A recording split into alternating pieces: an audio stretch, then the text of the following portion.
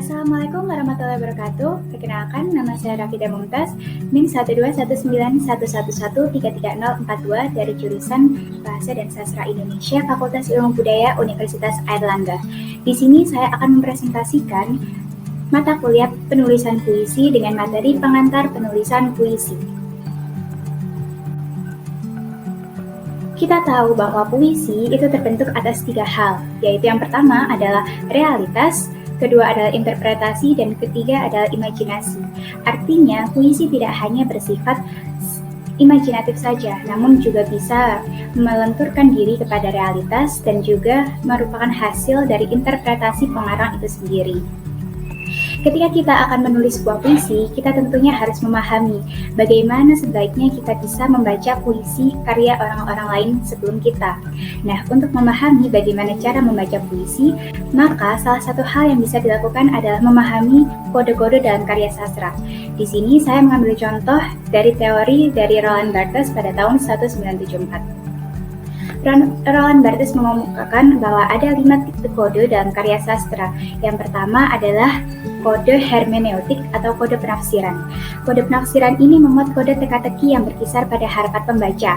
Misalnya adalah ketika kita membaca novel tentang detektif atau misterius seperti itu, maka kita akan mengharapkan sesuatu yang thriller atau misterius akan terjadi. Misalnya kita mengharapkan adanya terjadi pembunuhan atau adanya tokoh-tokoh yang unik dan juga tokoh-tokoh yang misterius dan sebagainya. Kemudian selanjutnya adalah kode proaretik. Kode proaretik ini adalah kode-kode yang mengimplikasi logika perilaku manusia. Biasanya kode-kode ini diwujudkan dalam kata kerja. Kemudian selanjutnya adalah kode konotatif. Kode konotatif ini disebut juga sebagai kode semik, yaitu kode yang memanfaatkan isyarat atau petunjuk. Artinya kode-kode yang terjadi ini bersifat memiliki makna konotatif. Kemudian selanjutnya adalah kode simbolik. Kode simbolik ini berkaitan erat dengan psikoanalitis, antitesis, kemenduaan, pertentangan, dan skizofrenia. Kemudian yang kelima adalah kode budaya atau bisa disebut juga sebagai kode gnomik. Kode-kode gnomik ini adalah kode-kode yang mewujudkan benda-benda yang sudah diketahui dan dikodifikasi oleh budaya. Artinya kode-kode yang digunakan merupakan kosakata-kosakata kultural yang terikat pada konteks kebudayaan tertentu.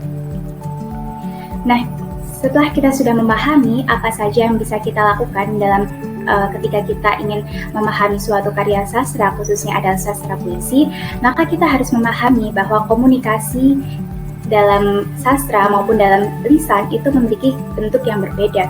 Komunikasi lisan itu menghubungkan antara pengirim, kemudian terjadi proses encoding di dalamnya, yaitu proses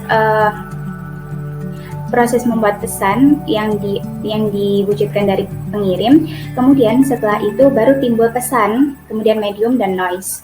Nah, setelah pesan itu timbul, maka kemudian proses selanjutnya adalah decoding, yaitu proses menerima pesan. Setelah proses menerima pesan berhasil diterima oleh penerima, maka pesan tersebut bisa dipahami oleh penerima secara sepenuhnya.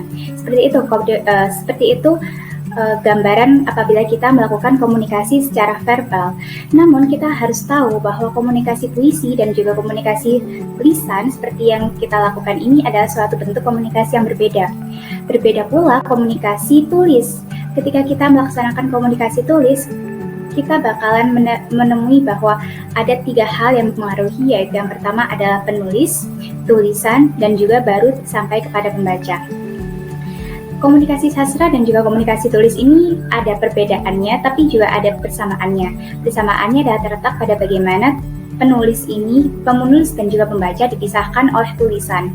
Nah, tapi ketika kita berbicara tentang komunikasi sastra atau komunikasi puisi, kita bakalan menemui bahwa di sini pengarang memiliki tujuan untuk menyampaikan pesan tertentu yang diwujudkan pada suatu karya sastra. Nah, karya sastra ini kemudian diterima oleh pembaca dengan sebelumnya menerima noise terlebih dahulu. Jadi karya sastra ini bisa jadi memiliki interpretasi yang berbeda-beda antara tiap pembacanya, karena setiap pembaca memiliki noise yang berbeda-beda pula.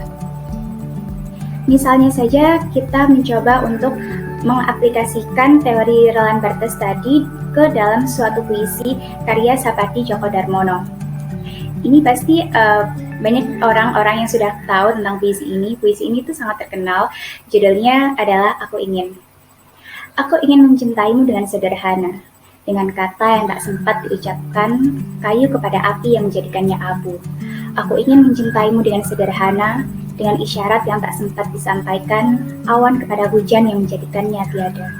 Apabila kita telaah dengan kode-kode yang telah diungkapkan oleh Roland Barthes tadi, maka saya bisa menggarisbawahi beberapa kosakata penting yang bisa kita jadikan sebagai bahan telaah, yaitu adalah kosakata kata, kayu, awan, isyarat, api, hujan, diucapkan, abu, tiada, dan disampaikan. Apabila kita cermati lebih dalam lagi, kita tahu bahwa kosakata kata dan juga diucapkan, kayu, api, abu, isyarat, disampaikan, awan, hujan, dan tiada ini memiliki persamaan dan juga perbedaan di dalamnya.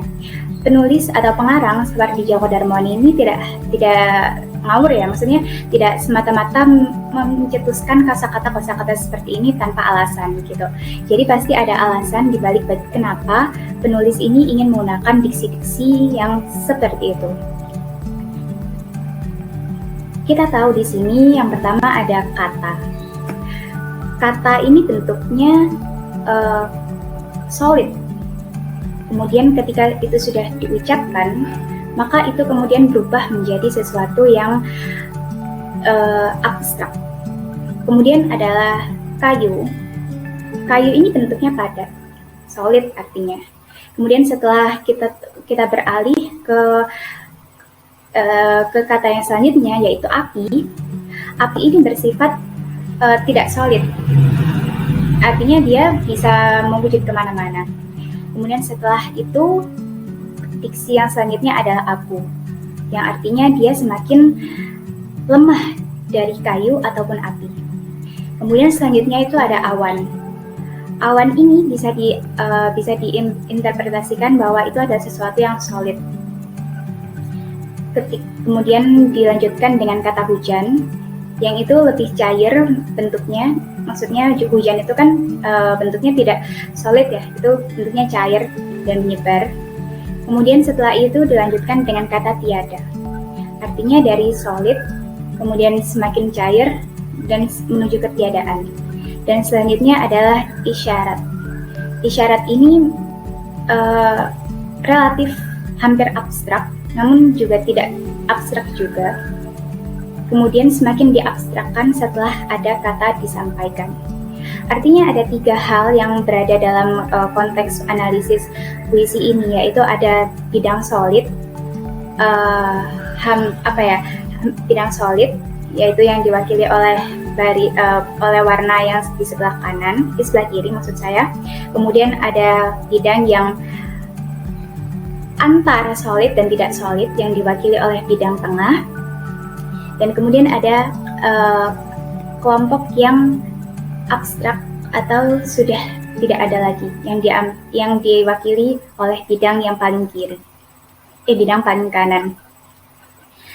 Artinya kita tahu bahwa yang ingin disampaikan oleh penulis Sapardi Djoko Darmono ketika penulis menuliskan bahwa aku ingin mencintaimu dengan sederhana, bisa dimaknai bahwa cinta yang sederhana adalah cinta yang dari solid, dari bentuk kita raga seperti ini, hingga bentuk ketiadaan, seperti itu.